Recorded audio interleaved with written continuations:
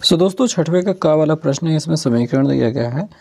अब ये देखिए द्विघात समीकरण बनेगा। प्रश्न में आप देखेंगे कह रहे समीकरण 2x बटे x माइनस 4, यहाँ पे माइनस 4 होने की वजह से आपको यहाँ पे प्लस 4 दिखाई दे रहा है, और 2x minus 5 one x minus 3, यहाँ पे माइनस 3 होने की वजह से यहाँ पे प्लस 3 दिखाई दे रहा है, बराबर 25 बटे 3 है, जहाँ पे x does not equal to 3 and 4। तो 3 और 4 क्यों दिया गया है, इसकी वजह से मैंने आपको बता दिया। हालांकि इसका कोई यूज़ नहीं होता, बस ये लिखा जाता है क्वेश्चन के साथ में। ठीक है, को हल करके द्विघात समीकरण प्राप्त कीजिए, मूलों की प्रकृति बताइए तथा सूत्र का प्रयोग करके हल कीजिए। तो पहले हमको इससे द्विघात समीकरण बनाना होगा, फिर मूलों की प्रकृति बतानी होगी। तो मतलब काफ़ी लंबा काम चलने वाला है और बहुत ही प्यार से चलेगा, सब कुछ बढ़िया से रहेगा। चलिए देखेंगे। तो 6 का है हमारे पास, हम लिखते हैं कि 2x है बटे x माइनस 4 है प्लस 2x माइनस 5 है बटे x माइनस 3 है। अच्छा, कोष्टक बना लीजिए, ज़रूरी है, और वैसे ना बनाते तब पर भी काम हो जाता। 25 बटे 3 चाहिए, हमने लिख दिया इसको। लेकिन आप जब क्वेश्चन उतार रहे हो तो इसको लिखें चाहे ना लिखें, काम चल जाता है, कोई दिक्कत की बात नहीं होने वाली, कोई समस्या नहीं होगी। ठीक है, इसको हल करते वक्त। तो अब यहाँ पे हल करते हैं। हल करने के लिए नीचे वाले को गुणा कर दीजिए, तीसरा को गुणा कर दीजिए, बस वही काम चलना है। तो x माइनस 4 हो गया और x माइनस 3 हो गया, इसका गुणा इधर हो जाएगा। 2x के साथ x माइनस 3 का गुणा प्लस 2x माइनस 5 है, इसमें अपने गुणा कर देंगे x माइनस 4 से, बराबर 25 बटे 3 है। पढ़ा रहने देते हैं, नीचे वाले गुणा कराते हैं, ऊपर वाले गुणा कराते हैं। तो 2x से इसमें गुणा कराएंगे तो 2x स्क्वायर माइनस 2 3 6x, इसमें काफ़ी अच्छा गुणा होने वाला है। 2 और इसका जब गुणा करेंगे तो 2x स्क्वायर, 2 का इसमें गुणा कराएंगे तो माइनस 8x, 5 का इसमें गुणा करेंगे माइनस 5, इसमें कराएंगे माइनस माइनस, और सॉरी इसमें तो x भी लगना था, इसका गुणा कराएंगे तो माइनस माइनस प्लस, 5 चौके 20, नीचे x स्क्वायर माइनस 3x, इसका गुणा कराएंगे तो माइनस 4x, और इसका माइनस माइनस प्लस, 4 3 12, 25 बटे 3। ओके, तो 2x स्क्वायर जोड़ करके 4x स्क्वायर हो रहे हैं। 6x और 8x दोनों लोग माइनस में हैं, 8 6 14 हो रहे हैं, और कोई गिनती, अच्छा यहाँ पे 5x भी है। ठीक है, तो इसको भी तो डलना था, नहीं तो दिक्कत हो जाएगी। तो 8 से 14, 14 5 19, यहाँ पे डायरेक्ट हम 19 लिखते हैं, और सब माइनस में है तो माइनस 19 x हो जाएगा, और ये प्लस 20 दिखाई दे रहा है तो लिख देते हैं बटे यहाँ पे x स्क्वायर है, और इसका जब गुणा कराएंगे मतलब जोड़ देंगे तो माइनस 7x हो जाएगा, और प्लस 12 है, बराबर 25 बटा 3 है। अभी तिर्यक गुणा करना है भाई, इसीलिए तो ये 4 नंबर का क्वेश्चन है। ठीक है, नहीं तो आसान ना होता। 3 से जरूर गुणा कराते हैं, 3 चौके 12 x स्क्वायर, और 19 दोनों अड़ते हैं 57 x, और 20 3 60, इसका इधर गुणा कराते हैं। 25 से कम 25 x स्क्वायर, यार 25 सत्ते कितना होता है, 25 चौके 100, 25 सत्ते 175। ठीक है, 25 सत्ते 175 x, और प्लस 25 बरहम में 25 दूनी 50 का 0 हासिल लगे 5, और 25 से कम 25 5 30। ठीक है, इतना हो गया। आप सभी को इधर उठा लाएं कि उधर उठा ले जाएं, उधर ले जाना ज़्यादा सही रहेगा। 25 x स्क्वायर है, उसमें से 12 x स्क्वायर माइनस में हो जाएगा, माइनस 175 x है, ये उधर जाकर का प्लस 57 x हो जाएगा, ये प्लस 300 है, उसमें ये आकर माइनस 60 हो जाएगा, बराबर 0 हो जाएगा। घटाना कर लेते हैं तो हमको क्या मिल जाएगा, 5 में से 2 ज्ञान 3, यानी 13 x स्क्वायर माइनस, इधर भी घटाना ही हो जाएगा, जुड़ेगा थोड़ी ना है, घटेगा, एक ही माइनस में एक ही प्लस में है। तो 15 में से 7 गया 8, 7 15, 8 मिल जाना चाहिए ना। 15 में से 7 गया 8, यहाँ बचा है 6, 6 में से 5 गया 1 और ये 1, ये x लग जाएगा प्लस, ध्यान से देखेंगे इसमें से ये घट जाएगा, 300 में 60 घटा देंगे तो 240 हो जाएगा, इतना मिल गया। अब इसमें कुछ होगा, मेरे ख्याल से 3 रह से काटना चाहिए था लेकिन नहीं कटेगा। 13 9 108, 13 नहीं 13, ये 18 नहीं कटा, 13 9 ये कितना होता है, बस नहीं जितना भी हो तो हम इसको लिख लेते हैं। इसको दोबारा क्यों लिख रहे हैं, और 240 बराबर 0। एक द्विघात समीकरण प्राप्त हो चुका है। अब द्विघात समीकरण में a बराबर आपको 13 दिखाई दे रहा है, b बराबर -118 दिखाई दे रहा है और c बराबर दिखाई दे रहा है आपको 240। और अब यहाँ पे ज्ञात करेंगे विविध कर।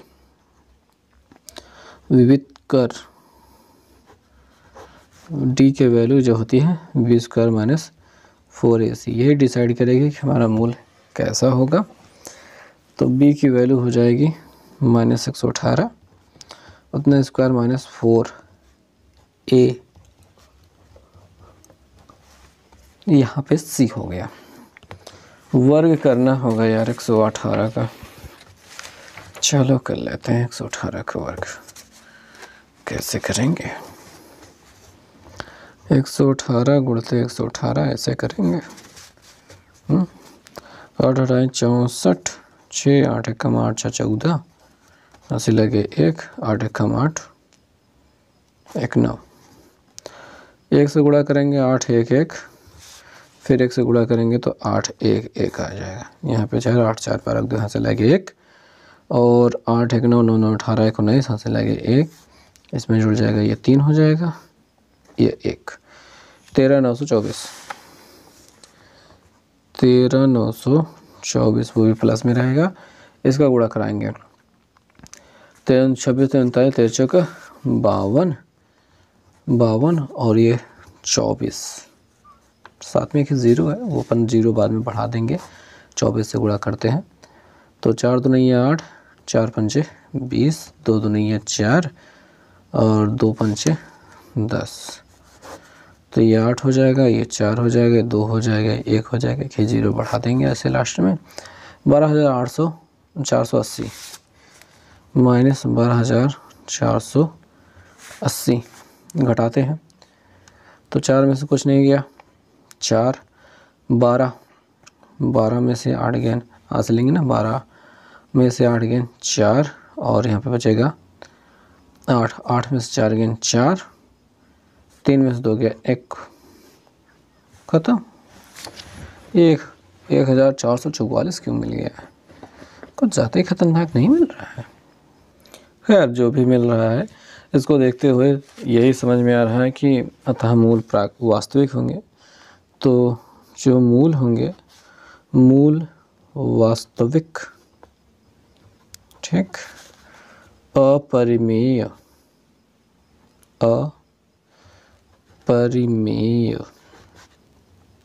तथा मूल वास्तविक अपरिमेय तथा असमान है, ऐसा हो गई बातें। पर सॉरी, यहाँ पे अपरिमेय नहीं रहेगा, परिमेय रहेगा। मूल वास्तविक परिमेय और असमान होंगे, क्योंकि ये जो भैया आपके पास 1444 है, इसका वर्गमूल 38 होता है। कैलकुलेटर में देखने के बाद समझ में आया। खैर जो भी है, अब यहाँ पे मूल निकालने की शुरुआत करते हैं। जो हमारा सूत्र होता है वो होता है x बराबर -b plus minus under root b² - 4ac upon 2a होता है। तो माइनस रख दिया, b का मान तो अपना -118 था वो रख दिया, कोष्टक में लगा दिया, प्लस माइनस अंडर रूट लगा दिया और इसकी पूरी वैल्यू अब हमने तो हल करके 1444 निकाली है, वो कर देंगे 1444 बटे 2 दिखाई दे रहा है। a का मान तो अपना 13 था तो वो रख देते हैं। पहले तो माइनस माइनस हम प्लस करेंगे, 118 करेंगे, plus minus under under root क्यों बनाना, यहाँ पे अंडर रूट को हल करना होगा ना। अब देखो आप सोचोगे सर आपने तो कैलकुलेटर में कर लिया, हमारे पास एग्ज़ाम में तो होगा नहीं, तो हम कैसे करेंगे। तो वही चीज़ मैं आपको समझाना चाहता हूँ। 1 4 4 4 है, ये 2 से काट दो, 7 2 7 14, यहाँ पे 2 और यहाँ पे 2, 2 3 6, 2 6 12, 2 1 2, और ये कितने से कटता है, तेरे तरफ में 3 से कट देगा, 3 से तो नहीं कटेगा, 7 से, 6 से, 5 से, 4 से, 9 से, 19 से, ये 19 19 शाम में 361 होता है, 19 से ही डायरेक्ट कटेगा। तो 19 और 2 19 दुनिया 38, यहाँ पे डायरेक्ट 38 लिख देंगे, ठीक है। नीचे 13 दुनिया 26 लिख देना, और यहाँ पे धन चिन्ह लेने पर, धन चिन्ह लेने पर तो x बराबर हो जाएगा 118 प्लस 38/26, तो 8 8 16 हासिल आ गया 1, 3 1 4 1 5, 156/26, ये कटेगा, पता नहीं कैसे कटेगा कि नहीं कटेगा।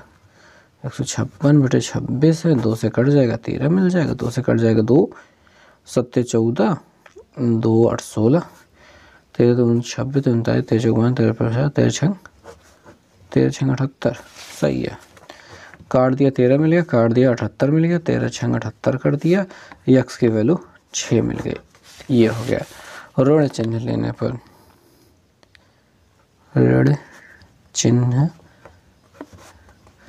लेने पर तो x बराबर वही आपका 118 माइनस 38 हो जाएगा बटे 26 हो जाएगा, 13 दूनी 26 से तो होता है।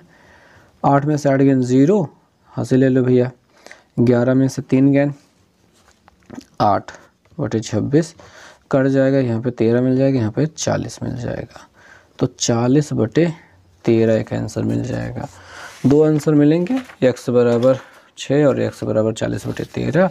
ये जो द्विघात समीकरण मिला है ये भी एक उत्तर ही है, और मूलों की प्रकृति जो है वो भी एक उत्तर ही है। सो दोस्तों जो अगला प्रश्न है वो है छठे का ख वाला प्रश्न। इसमें कहा गया कि यदि किसी त्रिभुज की एक भुजा के समांतर अन्य 2 भुजाओं को भिन्न भिन्न बिंदुओं पर प्रतिच्छेद करने के लिए रेखा खींची जाए तो सिद्ध कीजिए कि वह रेखा अन्य 2 भुजाओं को एक ही अनुपात में विभाजित करता है। तो ये सीधे सीधा थेल्स प्रमेय है, थेल्स थ्योरम को ही प्रूव कर देना है। तो थेल्स थ्योरम आपको त्रिभुज वाले चैप्टर के पहले वाले में मिल जाएगा, मतलब पहले वाले प्रश्नावली से पहले ही मिल जाएगा, तो उसे हमको प्रूव करना है यहाँ पे भैया। क्वेश्चन बहुत खतरनाक है, तो इस प्रश्न को समझने के लिए पूरी जान लगा देनी है, तभी कुछ हो पाएगा, नहीं तो बहुत मुश्किल है। बात समझो कि एक त्रिभुज है, ये त्रिभुज है जिसका नाम ABC है। हम यहाँ पे एक समांतर रेखा खींच देते हैं, जो BC के समांतर हमने खींची है वो P और Q पर मान लेते हैं काटती है, और आपको यहाँ पे सिद्ध करना है कि इतना अनुपात इतना बराबर इतना अनुपात है नीचे वाला। तो ये सारी चीज़ें आपको प्रूव करनी है, सीधे सीधा थेल्स थ्योरम होता है। अब समझो कि इसमें क्या क्या लिखना होता है। सबसे पहले तो लिखना होता है दिया है, दिया है, और दिया है में क्या लिखना है कि त्रिभुज ABC में भुजा BC के समांतर रेखा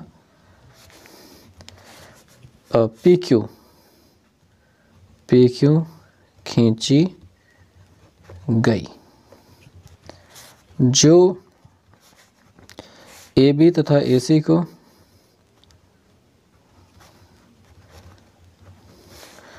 P क्रमशः P तथा Q पर प्रतिच्छेद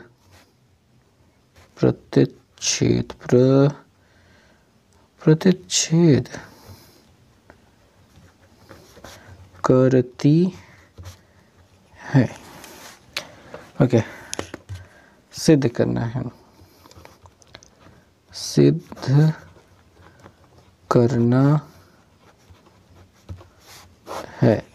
क्या सिद्ध करना है कि अपना AP बटे PB बराबर AQ बटे QC, ये प्रूव करना है।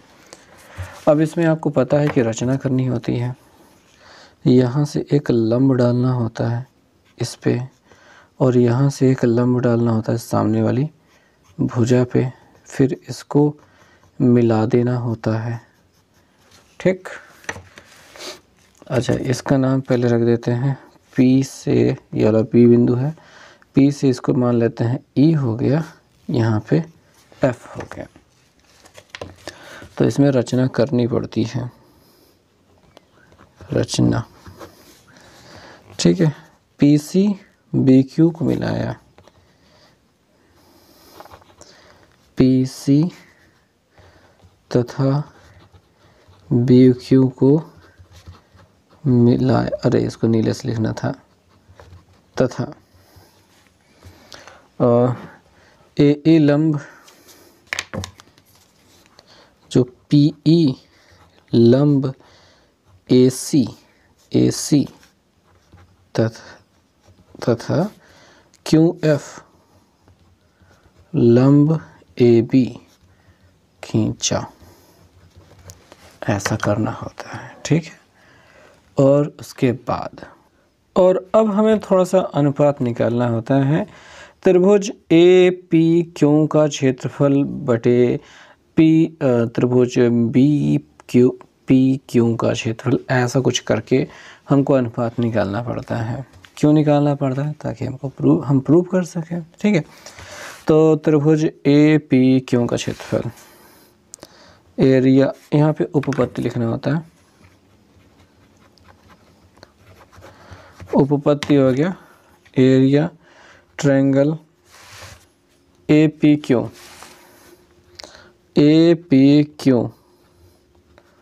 का क्षेत्रफल बटे एरिया, हम नीचे वाला लेने वाले हैं BPQ। ठीक, ट्रायंगल BPQ। ठीक, बराबर लगाएंगे, बड़े निशान लगाएंगे। इस त्रिभुज का क्षेत्रफल 1/2, आधार, इसका आधार, हम बात कर रहे हैं इस त्रिभुज की, अगर हम आधार इसको लेंगे तो ऊंचाई ये ले रहे होंगे। ठीक, तो आधार ले रहे हैं AR और ऊंचाई रहेगी QF।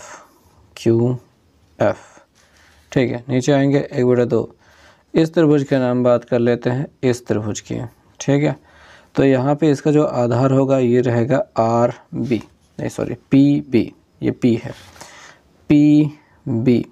और अगर इसकी ऊंचाई की बात करें तो इस त्रिभुज के अंदर कोई ऊंचाई नहीं, ना कि ये भी कोई ऊंचाई, ये तिरछा है, ये अधिक कोण त्रिभुज है, इसकी ऊंचाई जो होती है वो QF ही रहेगी। ठीक, QF ही रहेगी, ये वाला कट जाएगा, ये वाला कट जाएगा, और हमारे पास AR बटे, सॉरी यहाँ पे R क्यों आ गया, मैंने P लिखना था, गलती से लिखा गया भैया, ये अभी हमने P बनाया है तो अब दिक्कत नहीं होगी, और यहाँ पे PB आ गया।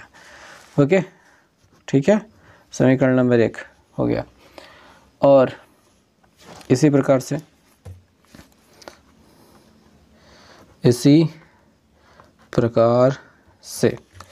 हम इस त्रिभुज का क्षेत्रफल लेंगे और साथ ही इधर वाले त्रिभुज का क्षेत्रफल लेंगे, अपना एरिया लेंगे, यही सेम त्रिभुज APQ बड़े एरिया ऑफ, इस त्रिभुज का नाम देखेंगे APQ है तो इसका CPQ लिख लेते हैं, ट्रायंगल CPQ। ओके, 1/2, इसके लिए जब आधार अभी ये वाला चुना था, अब इधर वाले आधार चुनने की बारी आ जाती है, जिसका नाम है AQ और ऊंचाई है PE। AQ गुणते PE बटे 1/2, इसका क्षेत्रफल, आधार इसका क्या होगा, हमने इस त्रिभुज की बात की थी तो ये आधार हो जाएगा और इसकी ऊंचाई यहाँ पे नहीं होगी, ये वाली लाइन ही होगी। ठीक है, तो उसका आधार है QC और उसकी ऊंचाई है PE ही। ये इसके साथ कटेगा, ये इसके साथ कटेगा, यहाँ पे AQ/QC मिलेगा, हम समीकरण नंबर 2 कहेंगे। और अब हम यहाँ पे देखेंगे कि हम इस त्रिभुज और इस त्रिभुज की बात कर चुके हैं। ये एक ही आधार और समांतर रेखाओं के बीच स्थित त्रिभुज है, ठीक।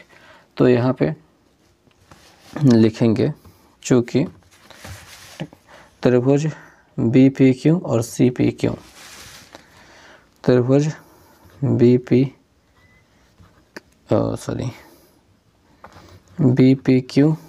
और त्रिभुज CPQ एक ही आधार,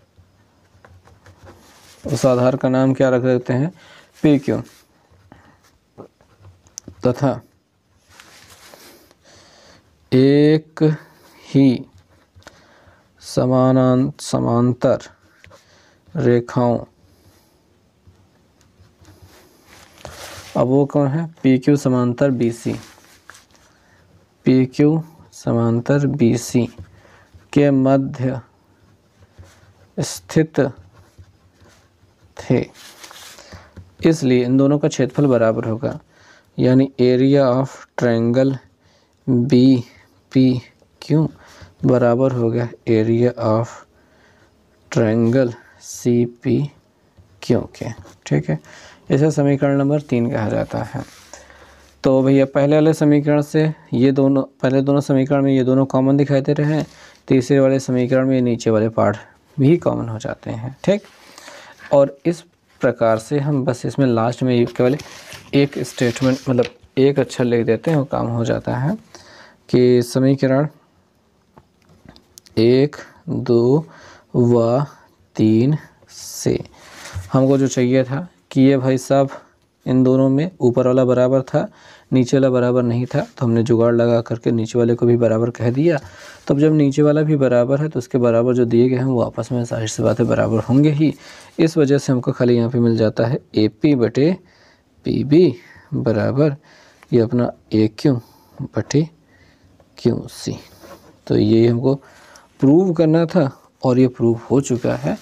हालांकि क्वेश्चन को बहुत गंदे तरीके से हमने बताया समझाया, पर ठीक है, ऐसे ही करना होता है। ये तो अब हम बात करने वाले हैं प्रश्न संख्या 6 का, गा वाले प्रश्न की।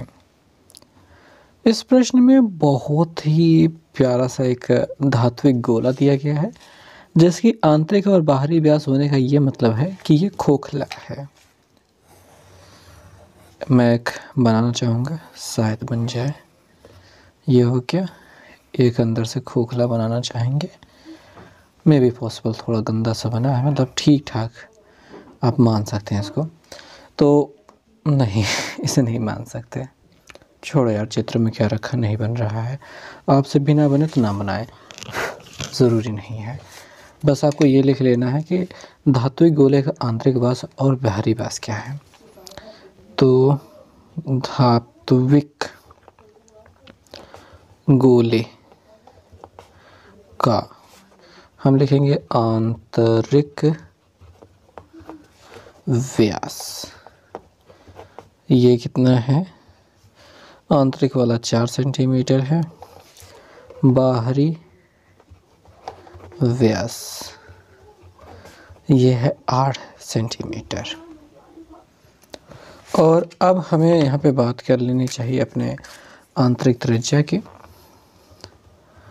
आंतरिक त्रिज्या, इसको स्मॉल r से दिखाएंगे, जो 4 का आधा हो जाएगा 2 सेंटीमीटर। और हम निकालेंगे बाहरी त्रिज्या भी, बाहरी त्रिज्या कैपिटल R बराबर 8/2 4 सेंटीमीटर हो जाएगा, ठीक। और इसको पिघलाकर बनाया गया शंकु, ठीक है। शंकु के आधार का व्यास और उसकी ऊंचाई ज्ञात करनी है। तो यहाँ पे लिखेंगे गोले को पिघलाकर बनाए गए शंकु के आधार का व्यास, आधार का व्यास, ये हमको व्यास दिया गया है 8 सेंटीमीटर। और आप लिखेंगे आधार की त्रिज्या, आधार की त्रिज्या। अब आर तो यूज कर चुके थे, यहाँ पे R1 रख लेते हैं। 8/2 4 सेंटीमीटर हो जाएगा। और इसकी ऊंचाई, ऊंचाई h बराबर हमें पता नहीं है, ठीक। और अगर पिघलाकर बनाया गया होता है तो होता यह है कि जो शंकु का आयतन है, शंकु का आयतन वो होता है खोखले गोले का आयतन के बराबर, खोखले बराबर होता है खोखला गोला, खोखले गोले का आयतन, ये दोनों आयतन बराबर होते हैं। शंकु का आयतन तो 1/3 पाई आर स्क्वायर h होता है। और खोखले गोले का आयतन बात करें तो 4/3 पाई होता है, capital R cube minus small r cube हो जाएगा, ठीक है।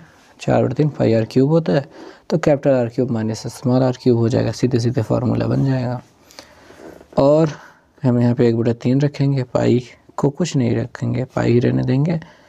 और ये हमारी त्रिज्या तो है R1 है जो कि है 4 सेंटीमीटर, तो इसको 4 की घाते 2, h की वैल्यू निकालनी है। 4/3 पाई को भी कुछ नहीं करेंगे। और यहाँ पे कैपिटल R का मान तो अपना 4 था, उसका क्यूब, माइनस स्मॉल r का मान तो 2 था, उसका क्यूब रख देंगे। और हम यहाँ पे h बराबर 4/3 पाई, और यहाँ पे 4 चौक 16 चौके 64 हो जाएगा, उसको रख लेंगे। माइनस 2 दूनी 4 दूनी 8 हो जाएगा, वो रख लेंगे, बटे यहाँ पे 1/3 पाई, और ये 4 की घाते 2 का मतलब हो जाएगा 4 चौक 16 लिख लेंगे। पाई से पाई काट देंगे, 3 से 3 कट जाएगा, और जो 4 है ये बचा रहेगा। अब उधर तो क्या है इसका, यहीं पे कर लेते हैं, ठीक है। 64 में से 8 घटा देंगे, ठीक है। तो ये 4 गुणते, या फिर 400 को 8 दो तो 16 को, 4 चौक 16, ठीक है। नीचे 4 बच जाएगा, ऊपर 14 में से 8 गेन 6 मिल जाएगा, यहाँ पे बचेगा 5, ठीक है। 4 से इसको काटेंगे, 4 एकम 4, 4 चौके 16, 14 चौके 56 होता है ना। तो h बराबर हमको 14 सेंटीमीटर मिल जाता है, जो हमारे शंकु की ऊंचाई होगी। आई होप समझ में आ गया होगा। और इसका फिगर बनाने की कोई आवश्यकता नहीं, क्योंकि बन ही नहीं रहा तो क्या ही मतलब है इसका, ठीक है। और ठीक ही ठाक चल रहा है, कोई दिक्कत की बात नहीं होगी। आई थिंक सब आपको बहुत प्यारा सा हल्का सा लगा होगा। ओके, तो नेक्स्ट क्वेश्चन पे चलते हैं। तो ये जो क्वेश्चन है, अब देख पा रहे हैं कि मध्यिका याद का मतलब मध्यिका दी गई है, यानी मध्यिका का सूत्र लगा देना होगा। बहुत खतरनाक क्वेश्चन होने वाला है। ऐसा करते हैं कि वर्ग अंतराल और बारंबार तो कैसे हम उतार लेते हैं, उसके बाद फिर वीडियो को आगे बढ़ाते हैं। और अब हम आगे बढ़ेंगे, और हमारे पास वर्ग अंतराल पूरा हमने लिख लिया है, बारंबारता हमने लिख ली है, एक संचयी बारंबारता का बॉक्स भी बना लिया है, क्योंकि संचयी बारंबारता की हमको आवश्यकता तो थी ही, ज़रूरत थी रहेगी ही। तो चलिए करते हैं। 12 को लिख दीजिए, 12 और 30 को जोड़ दीजिए, 3 1 4 यानी 42 हो जाएगा। इसमें जब जोड़ेंगे तो हमको 42 प्लस F1 लिखना होगा। आगे जोड़ते हैं तो 5 2 7 6 4 10, 107 प्लस F1 रहेगा। इसमें जोड़ेंगे तो 107 प्लस F1 प्लस F2 भी रहेगा। 26 जोड़ने की बारी आ जाती है। 6 और 7 7 6 13, 3 हाथ से लगे 1, 1 इसमें जुड़ जाएगा 3 हो जाएगा, 3 1 133, okay 133 plus F1 plus F2 रहेगा। इसको जोड़ने की बारी आए, 8 3 11 हाथ से लगे 1, और 1 3 1 4 4 1 5 151 प्लस F1 प्लस F2 हो जाएगा, ठीक। तो ये हमने संचयी बारंबारता निकाल ली है। कुल बारंबारता कितनी थी, यहाँ पे n की वैल्यू 223 थे। तो हम कह सकते हैं कि हमारे पास कुल जो बारंबारता है, बारंबारता वो है 230। तो 151 प्लस F1 प्लस F2 बराबर 230 रहेगी। और हम यहाँ पे F1 प्लस F2 करेंगे जो कि 230 माइनस 151 हो जाएगी। घटाने की बारी आ जाती है। 10 में से 1 गया 9, 2 हाथ से लेंगे 12, 12 में से 5 गया 7, 1 में से गया ख़त्म हो जाए। 1 प्लस F1 प्लस F2 हो जाएगा। इसको हम एक समीकरण बना देंगे, समीकरण नंबर 1 कह देंगे। ओके, अब आगे बढ़ते हैं। तो बात को आगे बढ़ाते हैं और यहाँ पे शुरुआत करते हैं। देखेंगे यहाँ पे हमको मध्यिका 46 दिखाई दे रही है।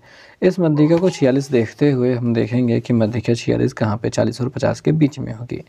और इसके सामने वाला F हो जाता है और इसके सामने से ऊपर वाला CF हो जाता है, आपको पता होना चाहिए। ठीक है, तो ये हिस्सा हो जाता है माध्यक वर्ग का। तो हम यहाँ पे लिखेंगे जो हमारा माध्यक वर्ग है वो क्या है, 40 से 50 है। L की वैल्यू जो है 40 है और H की वैल्यू जो इनका डिफरेंस होता है वो 10 का होता है। और F की वैल्यू हमने लिख ली थी जो कि 65 थी। CF की वैल्यू भी लिख ली थी जो कि 42 प्लस F1 थी, ये वाला हिस्सा। और अब हमें यहाँ पे फार्मूला लगाना होगा और काम बन जाएगा। तो माध्यक या फिर माध्यिका बराबर होता है L plus n/2 minus CF upon F into H। ठीक है, तो माध्यिका तो हमको पहले से दी गई है, वो है 46। ओके, L की वैल्यू हमने 40 निकाली थी प्लस n की वैल्यू तो 230 थी बटे 2 माइनस CF। सारी चीज़ों को मैं दिखा देता हूँ कि माध्यिका तो 46 यहाँ पे थी और L की वैल्यू 40 है, n की वैल्यू ये जो 230 है और CF की वैल्यू तो अपना ये है 42 प्लस F1 और H की वैल्यू तो 10 थे। तो CF की जगह पे हम रखेंगे 42 प्लस F1 और इसे कोष्टक में रखना होगा और इसके बटे अभी F लिखना बाकी है और F की वैल्यू तो अपनी 65 थी और H की वैल्यू 10 थी। इस 40 को पहले इधर भेज दीजिए। 46 माइनस 40 बराबर 2 से काट दीजिए, 2 एकम 2, 2 एकम 2, 2 पंचे 10, 115 मिल गया। इस माइनस से अंदर गुणा करा दीजिए, माइनस 42 माइनस F1 कर दीजिए, नीचे अपना ये 65 रहने दीजिए, गुणते 10 कर लीजिए। इसमें से इसको घटा दीजिए, 6 बच जाएगा। और मैं चाहता हूँ कि 5 से आप इसको काट दें, 5 दूनी 10, 13 पचे 65 यानी 13 मिल जाएगा। और यहाँ पे इसमें से घटा दीजिए, 5 में से 2 गया 3 और 10 में से 11 में से जब 4 जाएगा 7 4 11 73। F1 यहाँ पे मिल जाएगा, नीचे 13 है, गुणते 2 है। एक काम ऐसा करते हैं कि 3 को ऊपर भेज देते हैं, 2 को नीचे, तो 73 माइनस F1 बराबर हो जाएगा 6 गुणते 3 बटे 2, 2 से काट देंगे, 3 3 3 9 बराबर 73 माइनस F1। F1 को इधर भेज देंगे तो F1 प्लस में हो जाएगा, 73 ऐसे रहेगा। 9 को इधर भेज देंगे तो माइनस में हो जाएगा। तो 13 में से 9 घटा देंगे तो 4 मिल जाएगा और इसमें 6 बच जाएगा, 64। F1 का मान 64 मिल जाएगा। ठीक, और समीकरण 1 से जहाँ पे हमारे पास F1 प्लस F2 बराबर 79 था, कहाँ पे था, यहाँ पे था। वहाँ पे अगर हम 64 रखेंगे प्लस F2 बराबर 79 हो जाएगा। F2 बराबर 79 माइनस 64 हो जाएगा, घटा लेते हैं, 5 बचेगा, 7 में से जाएगा 1, तो F2 बराबर 15 हो जाएगा। तो F2 बराबर 15 लिख देना अच्छे से और आंसर हो जाएगा। तो भाई ख़त्म हो गया भाई ये क्वेश्चन बहुत ख़तरनाक था, मतलब ठीक ठाक ही था। ओके, तो इस वीडियो को यहीं पे करते हैं ख़त्म, मिलते हैं नेक्स्ट वीडियो में, तब तक के लिए बाय और चैनल को सब्सक्राइब कर देना मन कहे तो।